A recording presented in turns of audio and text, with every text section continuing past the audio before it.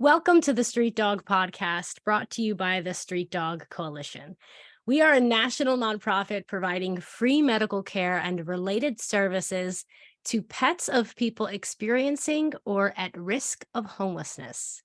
I am your host, Daria Tavana, and I'm also the Director of Development at the Street Dog Coalition.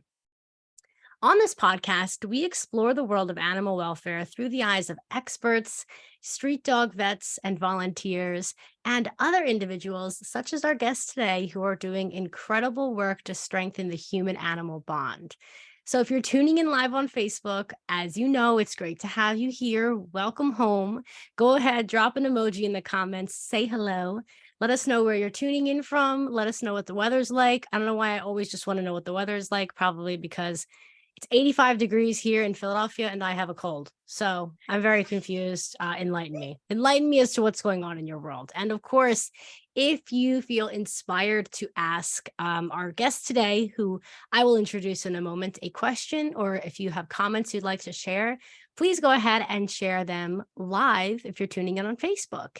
And if you're listening on Spotify, Apple Podcasts, or YouTube, please make sure that you're following the Street Dog Coalition on Facebook so that you can engage with us live every episode. And that will give you an opportunity to ask your questions, get your voice heard, and give me someone to talk to other than our incredible special guests. So today, speaking of special guests, we have an incredible special guest joining us. Her name is Blair Johnson. Blair is a holistic wellness coach and a passionate advocate for the health and well-being of both humans and their furry companions. With years of experience and a very deep understanding of nutrition, herbal remedies, and holistic care for companion animals, Blair has dedicated herself to helping people and their pets live longer, healthier lives together. And Blair's own health journey began with a rescued dog, who we will surely hear about, who inspired her to pursue studies in holistic care. And since then, not only has she become a very good friend of mine, she has also become a certified holistic wellness coach, combining her knowledge of nutrition, supplements, and holistic practices to guide individuals and their pets toward optimal health. So today, Blair is going to be sharing her expertise on the health benefits of walking with your dog. She's going to be giving us valuable insights and practical tips to enhance the well-being of both you and your furry friend. So welcome to the podcast, Blair. Woo! Yay! Thank you. That was a great introduction. I appreciate that. Did I get it all? Did I get it all? Yeah, absolutely. Okay, I'm so excited. It's so great. With the one thing is like, I'm also a dog mom, but I'm sure everybody picks that up. So she's also a dog mom. And quite honestly, deeply apologize for that. That should have been maybe just the whole bio. Yeah, Blair Johnson, right. Dog mom extraordinaire. Yes, of course. As someone, as a cat mom, and a dog aunt, if you will. I usually lead with that as well. That's all it says on my business card. Yes, that's all. Sometimes that's all. It just wraps that all up, Absolutely. And I do have to say, it's like, yes, it's that I work with pets and companion animals, and it's usually dogs and cats. It's the four-legged furry ones, and I have to apologize to all the the lizard owners and the horse owners and the bird owners. I love them as well, but it's like my forte is the dogs and the cats. You know what? I love that. That's great. And, maybe next time we'll have you on the pod. It could be lizards. Never say never. Yeah, that's a whole different ball of animals over that way. But it is. You're right. And we love all animals, of course, but we have a particular place in our hearts for cats and dogs at the Street Dog Coalition. And and Blair, I have a particular place in my heart for you. So for those of you who don't know, Blair and I both met one another through a coaching mentorship program. I was going to say back in the day, 5 minutes ago, when I was a plant-based health and nutrition coach. So Blair and I have always supported one another's journeys, professional journeys, personal journeys. And I know, and it's funny, Blair, I know I told you this, but the second I got this job at the Street Dog Coalition, I was like, I got to reach out to Blair. I got to reconnect with Yeah. Blair, and I got to get her involved in some way, somehow with the work that we're doing, because I was always so, and continue to be so, inspired by the work that you do to help both pets and their people get happy, get healthy, and stay that way. And you're just such an inspiration in terms of really inspiring individuals to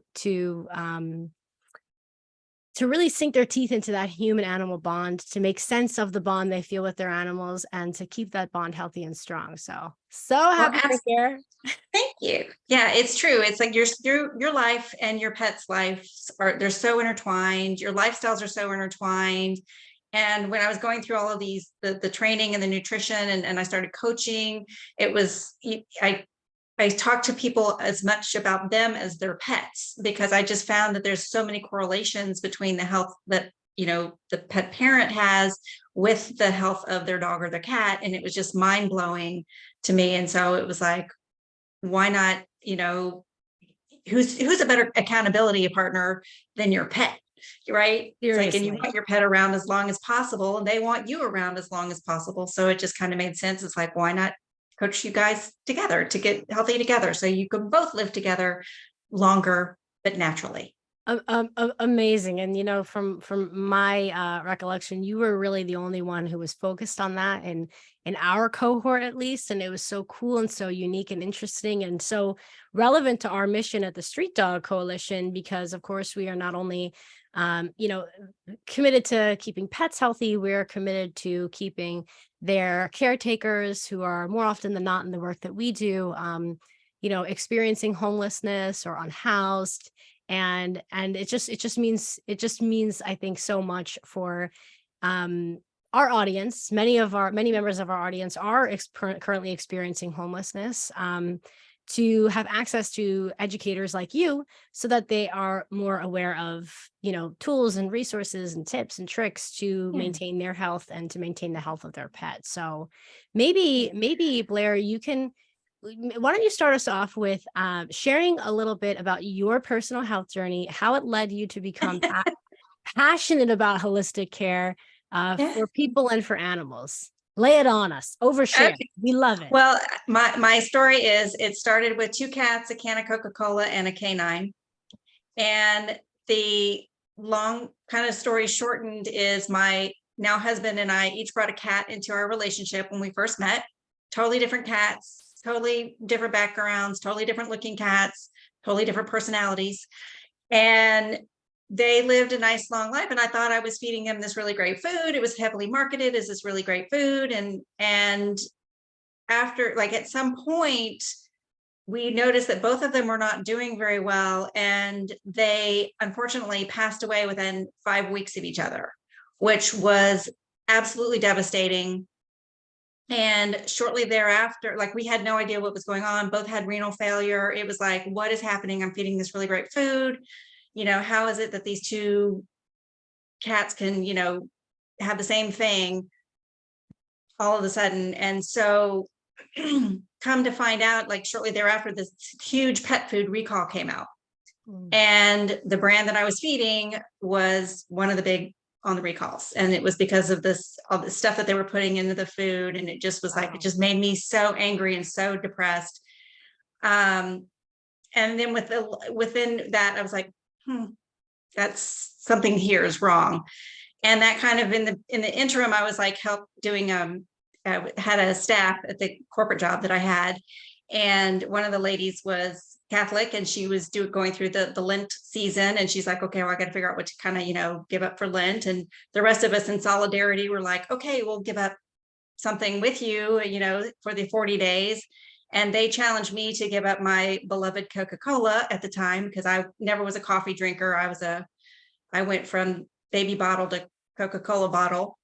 Are you one of those people that, like, in a morning, like a morning meeting, would just like drink Coke? Like, oh, love it. Used to be.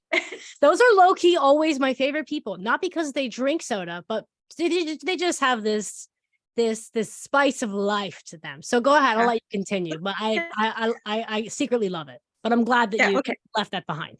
Yes. Yeah. So I gave it up, and I was mean, and I was irritable, and I hated life, and I was, kind of a witch. And my staff wasn't very happy with me. But it kind of, at that point, I realized I kind of was like, oh my God, I think I'm addicted to this stuff. Right. Because it's like this withdrawal period was like this weird thing where it's like, oh my gosh. So it kind of started me thinking about, what am I putting into my body? And I was doing this high stress job. I was living the fast food lifestyle. I mean, I was a desk jockey, I knew all the fast food menus, and it just started to kind of correlate of like what I was eating and what I was drinking and how I was feeling. And so very, very interesting. But the big shift came when we moved down to Texas, and we wanted to get a dog, and we didn't know what kind of dog. And except for my husband said, I want a Frisbee dog. I want a dog that can chase discs. And I'm like, what kind of dog is that?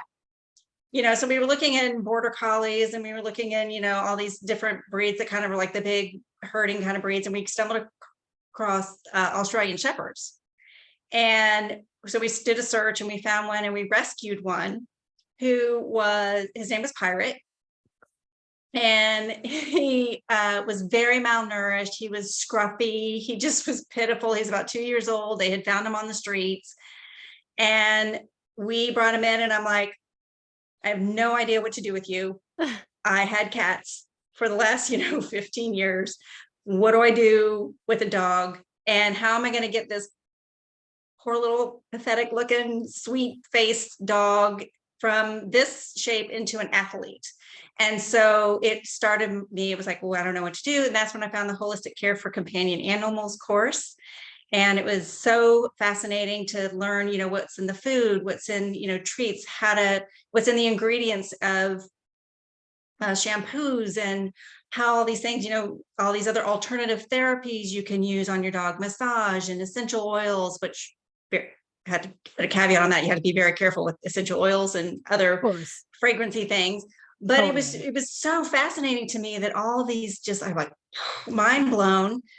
So much so that we got him into being in the Disc Dog Nationals, and he was a very healthy dog. He was high drive. He was so, he flew over knees and backs and caught things in the air. And the movie playing in my mind of your dog is like, and the music going along with it is heroic.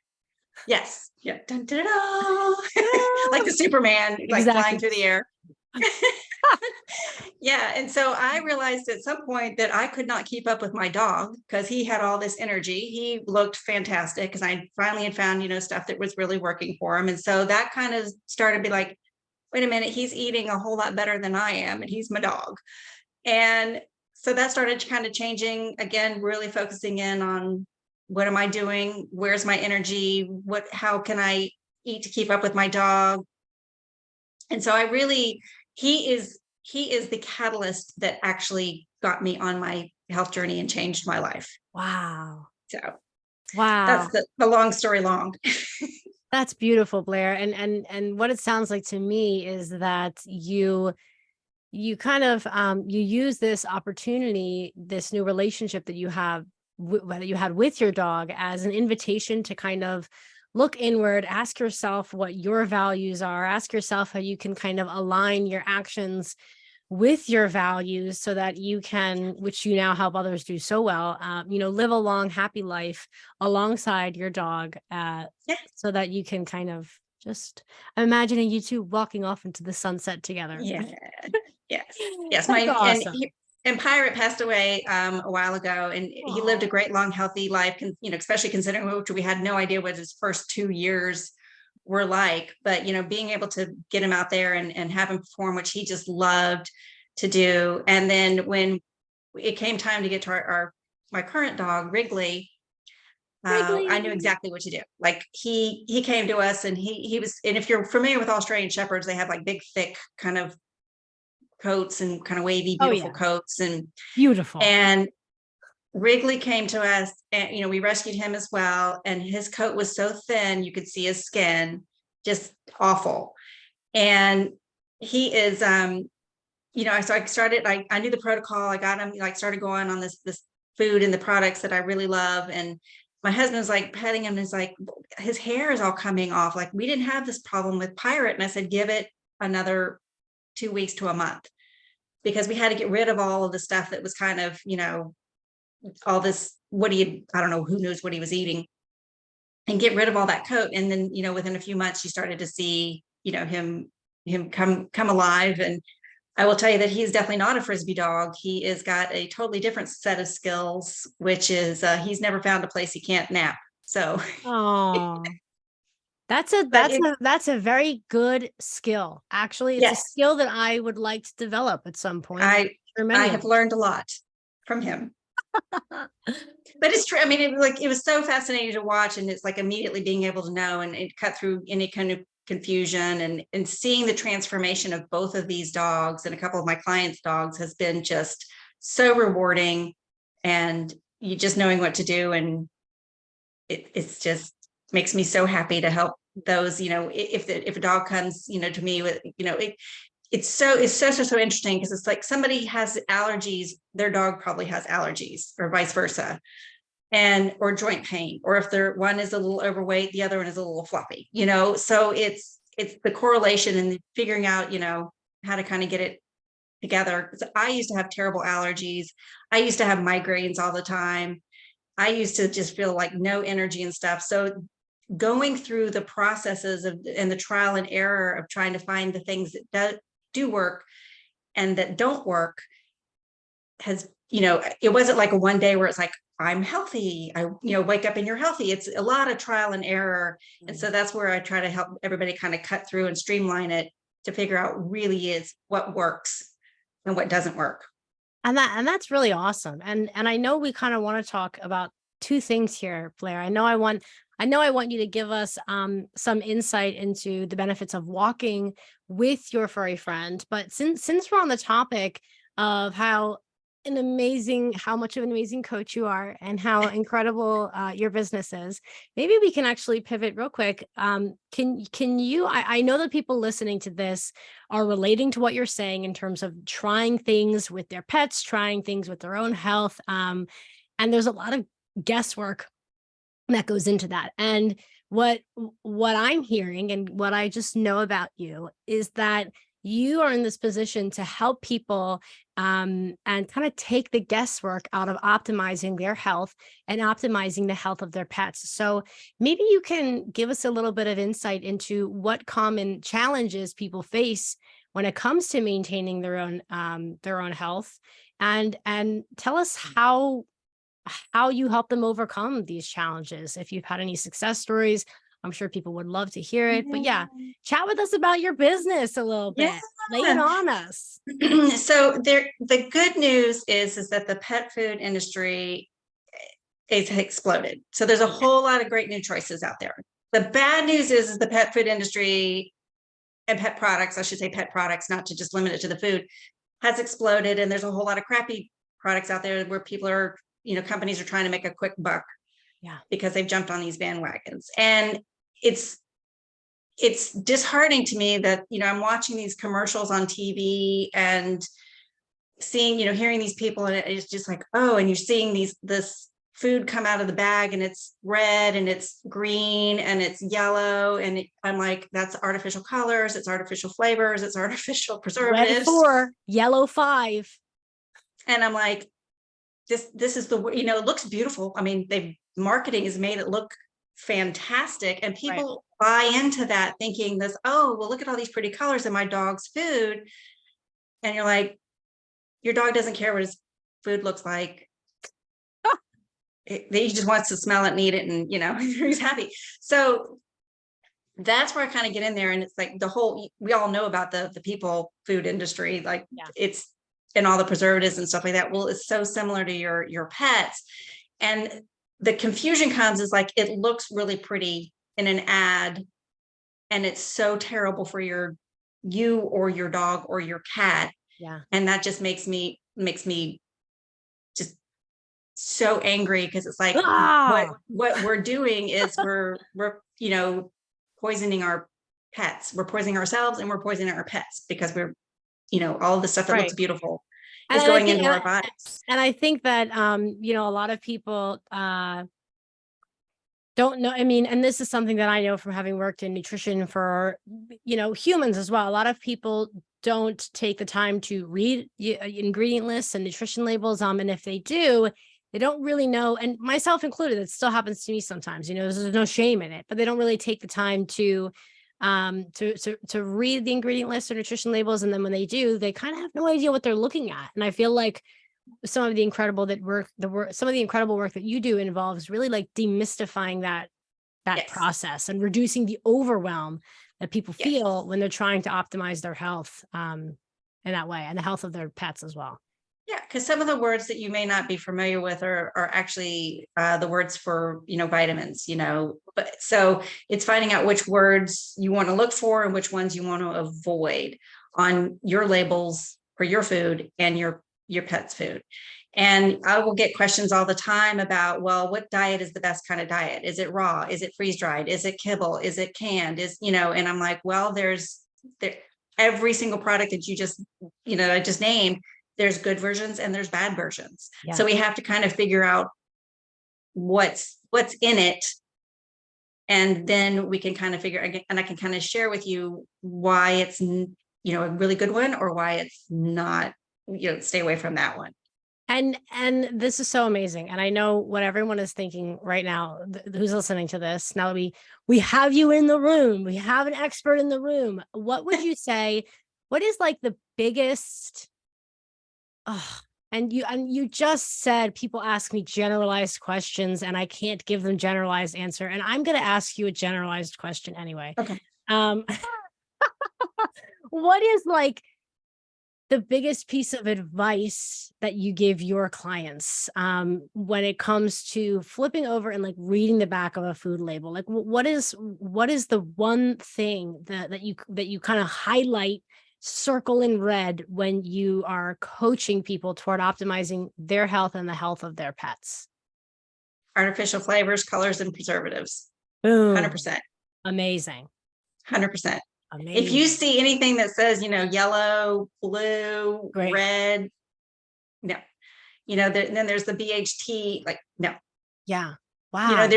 I could go on and on about the ingredients and stuff, but the top three, if you learn artificial flavors, colors, and preservative names, you're way ahead of the game. That's fantastic. That's fantastic. There's natural preservatives out there. And again, your pets don't care about the color of their food. Trust me, they don't. And they don't eat it. It's true. They just care how it smells and how it, tastes. The smellier and the greasier, the better. That's awesome. That's awesome. And I have to say, it sounds so obvious, but even me as a nutrition coach, like it's not obvious because there's so much marketing out there, like green health oneness brand. And then you look on the back and the ingredients are full of preservatives, full of colors. So it actually, I think, these companies, like you said, are really good at making us trust them very quickly, making us believe that what they have to offer is healthy based on the name of the brand and how happy the dog looks on the cover of the dogs always look package. Fabulous. And the cats always look, fluffy and fabulous. This beautiful, healthy, fluffy Persian cat. So it's just so I know that even that little piece of advice is going to shift the way that people think about what they're putting in their bodies and what they're putting in the bodies of their animals. And I think what's so interesting is that there's like a lot of overlap, right? Like this might sound like an extreme comment, but the way I like to think of it, but also, I feed my cats pretty healthy food and cat food is kind of disgusting. But the way I like to think of it is like if you're looking at it and you're reading it and you wouldn't be caught dead eating it, maybe reconsider giving it to your pet. Is that fair advice or is that kind of extreme? You can tell me if that's fair. Okay. Yeah. And, I'm not going to go eat dog food, but I do partner with a company that has some really amazing products for people and pets. And tell us the name of the company. Tell us the name of the company. If you go to wrigley'swellness.com, that's my link to the company. It's Life's Abundance. And they have the the dog treats and the cat treats, some of they're baked in a human bakery. So I mean, there's some of them that if there was a zombie apocalypse, I'm not suggesting you eat dog treats, but I'm just saying disclaimer. disclaimer. But I have tried a few and I'm like, well, they're made in a human bakery and they're right. Every ingredient you can read. I'm not saying I'm not eating those like as a snack or something, but it does make a difference because I hear what you said is so dead on. It's like people say, well, I feed my pet a really healthy diet. I said, okay, great. Well, what is that? And then we go into it. And then I said, well, what treats are you giving them? And then you go through the whole litany of these really crappy treats. Yeah. And I'm like, okay, well, yay for this, but we also need to work over here because all this is counteracting what's over here. So, absolutely. And then getting into the supplementations of, what kind of needs to really, really be in your dog's food and in your cat's food. Like there's certain minerals and things that you need to make sure, and like omega-3. And I'm a big, huge believer in probiotics. I think most everybody, again, disclaimer, I'm not a doctor, I'm not a vet, but I believe in probiotics for you and your pets because it just helps your gut health, their gut health, and builds their immune system, helps their output be better. So there's a lot of very benefits in it, but one probiotic does not cover everybody. They have to be species specific. Like there's some that work for you that don't work for your cat. There's some for your cat that doesn't work for you or dog, so you have to know the right ones and find things like that. So I mean, it's layers and layers and layers that I kind of get into. And that's when I'm working with clients. It's like I get in there and I kind of dig down and figure out what's really, really going on and then make the suggestions. That's awesome. That's really awesome. And I want everyone to know, before we move on from this enlightening conversation, before I ask Blair a litany of questions I have, we'll get to that on another call.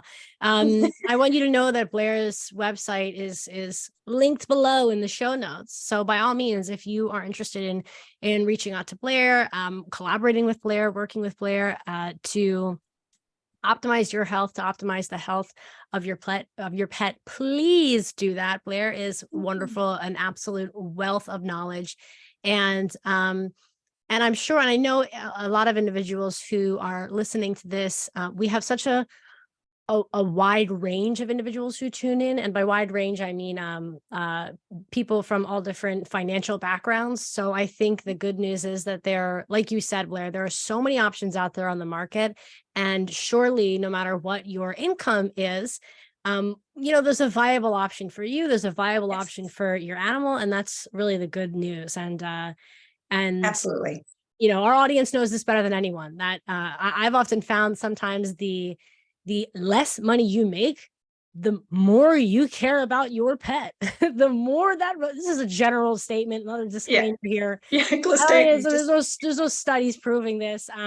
But I guess what I'm trying to say here is that optimizing the health of your pet shouldn't be a luxury, right? It should be something that we all have access to. And it sounds like more often than not, or rather more and more these days, we are getting that level of accessibility. And that's going to lead us to our little last topic here. Speaking of a very accessible way to optimize your health and the health of your pet, look at that segue. Wow. Blair. So good. So I'm going to ask Blair to chat with us a little bit about the health benefits of walking with your pet. And I want to kind of use this as an opportunity.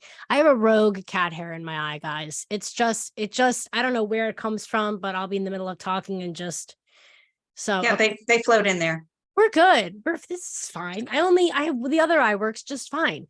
So, for now. So it is October. It is National Animal Pet Safety and Protection Month. By the end of the month, I'll get that right. It's National Animal Safety and Protection Month. And we at the Street Dog Coalition are working on something which I know you're familiar with, Blair. It is the Street Dog Step Challenge. And I want everyone to know that there's also a link with more information about the Step Challenge below if you're tuning in and this sounds interesting to you. But essentially what we are doing at the Street Dog Coalition is for the entire month of October, we have at this point, dozens of people who have joined us, and it's not too late for you to join us, who have joined us in taking steps to improve the lives of pets of people experiencing homelessness. So what our fabulous supporters have chosen to do is create a little fundraising page. Individuals are committing to raise between $500 and $1,000 throughout the month of October, while also committing to taking a certain number of walks per week or steps per day with their pets. And for those of us who are not interested in walking, or who are not able to walk, individuals are also, some of them have chosen to instead take steps to improve a skill or to learn a new skill while fundraising through their personal fundraising pages for the Street Dog Coalition. So because of Blair's expertise, I wanted to use this as an opportunity, and because a lot of you guys who are listening are participating in the STEP challenge. And if you're anything like me, need a little bit of motivation here, Blair, I was wondering if you could just speak for a couple of minutes with us about maybe the health benefits of getting outside with your furry friend and getting those steps in, getting moving with your furry friend. How does it improve your health? How does it improve the health of your pet? And what does it do for our relationship with our pets? Fantastic. Well, first of all, for the relationship, it is a bonding experience. It's time with your pet, and there's nothing better than time with your pet. What I'm going to be talking about here is walking in nature. Nothing against walking on a treadmill, because I know some days it's not feasible to be outside, but the benefits here I'm talking about are walking in nature with you and your dog. And I guess some people walk with their cats outside too. I've seen it. So this is really kind of geared towards walking with your dog.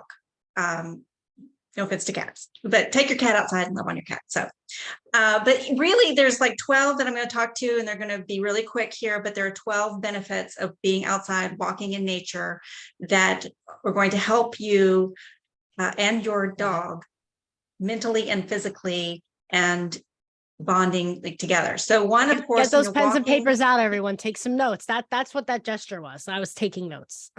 Number one is improve physical health, obviously, because you're starting to move your body.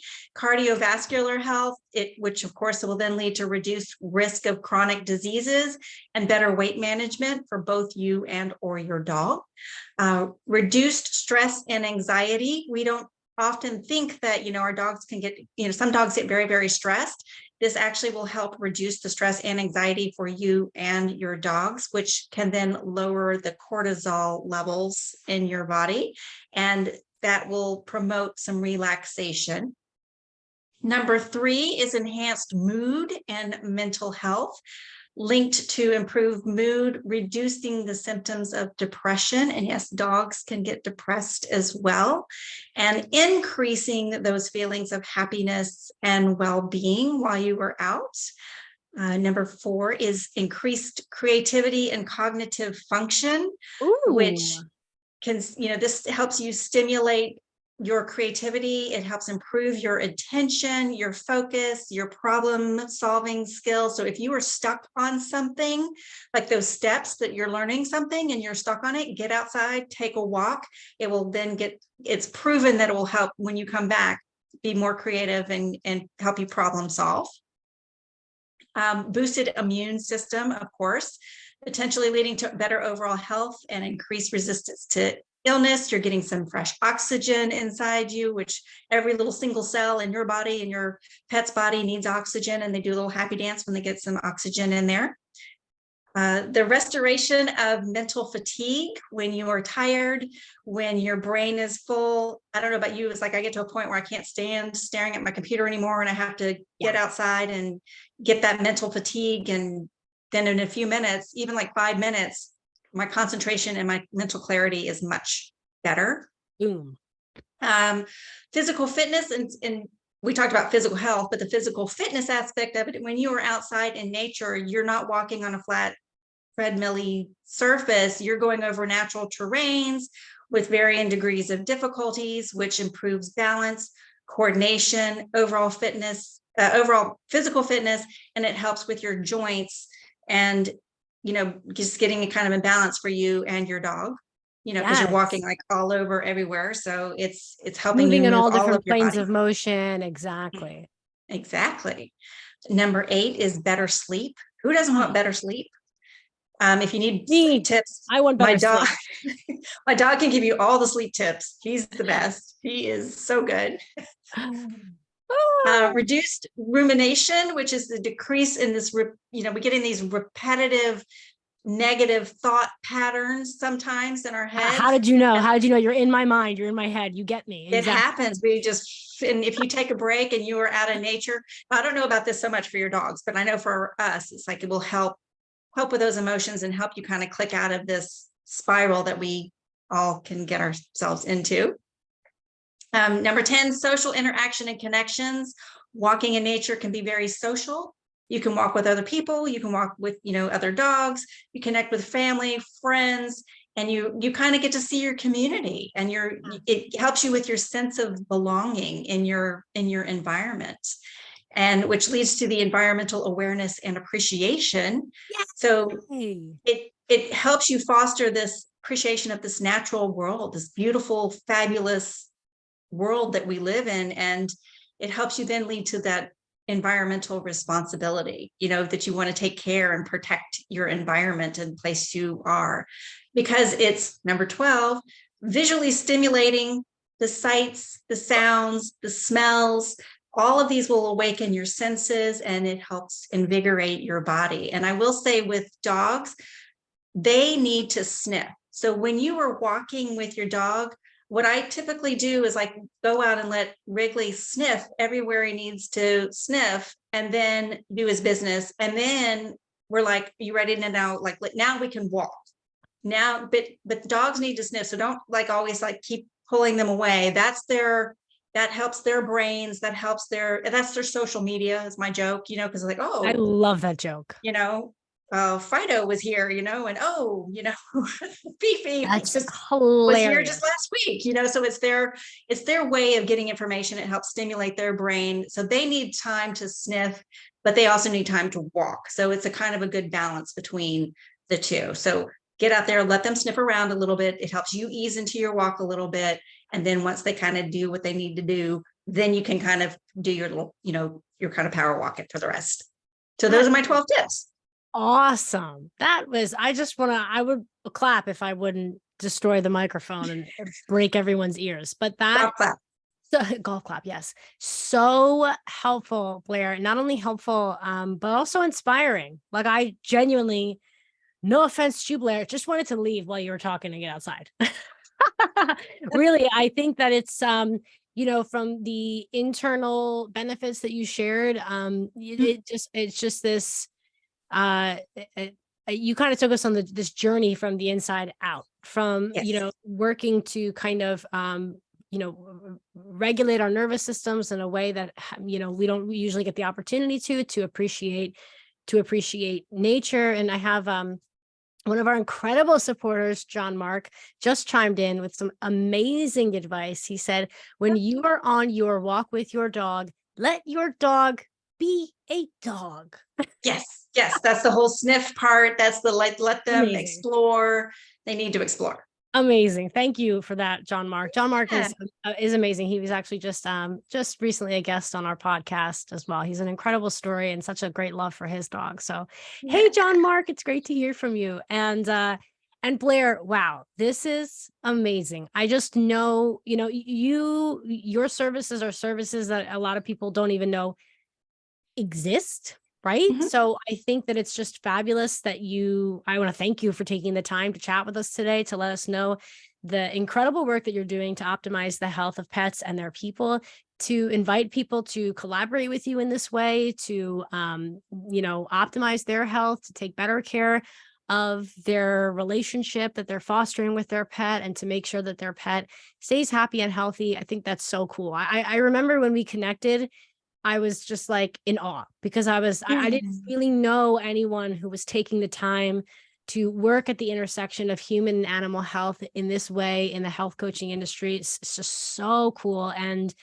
these tips that you just shared with our audience is amazing. So for those of you who are listening, Like I said, please go ahead in the show notes, connect with Blair. I've included a link to her website, and I've been on her website many a time. You can see all of her socials on her website. You can access her her storefront on her website and learn more about her coaching services. And like I mentioned, I also included a link to our step challenge, which we are running throughout the month of October. We are focused on raising funds for the Street Dog Coalition so we can take better care of pets of people experiencing homelessness. And this is just a great way. I know, having been, and I'm currently, will always be a member of the health and fitness industry. We love a good challenge. We love a good physical fitness challenge. We love something to keep us motivated. And I know that this step challenge is doing this for our participants. And I know, Blair, that your incredible advice is also, like I said, it's making me just want to get outside. I'm in a basement. Right? The best news is walking outside in nature costs you $0. I was going to say that just now. $0. You don't need a fancy gym membership. You don't even need fancy shoes.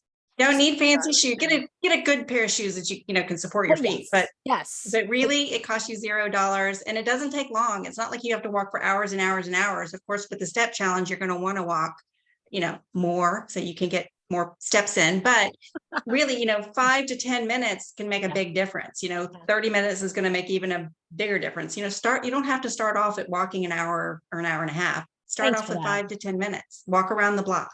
And then, in a couple of weeks, maybe you can do 4 blocks, so it's just start and you will see the benefits. Just do it, as Nike says. Yeah, I went there. Thanks, Blair. Thank you so much, Blair, for your time today, for your incredible tips, for all that you do for animals. And thank you to all of our listeners for tuning in and listening to the sound of my voice on purpose. A choice you've made, interesting choice, and I love it. Blair, you're the best. You're the absolute best. I want to thank you again. And well, thank you for what you all are doing at the Street Dog Coalition. I love it. It's so important, and it's definitely a need that we have out there. Down where we are, there is a lot of homeless pets, and so it's such a need. And I'm thrilled and honored you wanted to have me on your podcast today, and I am just honored. So, and if anybody, my Instagram and Facebook, Blair Johnson Wellness, that's kind of how you can find me. And if you're a dog mom, I have a special group that's called Naturally Healthy Dog Moms and Dogs. So request to come in there, and you'll find it's all, there's some fun, there's some information. So it's a little mix of everything, because I have a unique sense of humor. It's a fun sense of humor. Lots of great memes and education. And education, yes. Education, which is what we aim to achieve here on this podcast. Exactly. So, yeah. Thanks, Blair. You're the best. Go ahead. Follow Blair. Visit her website. Connect with Blair. She's amazing. I can't say enough positive things about her. And if you give me another 15 minutes, I'll keep going. So thank you again, Blair. I really appreciate it. And thank you so much to our listeners. Until get next outside time. And get those steps, you and your pets. Thanks, Blair. Thanks so much, Daria.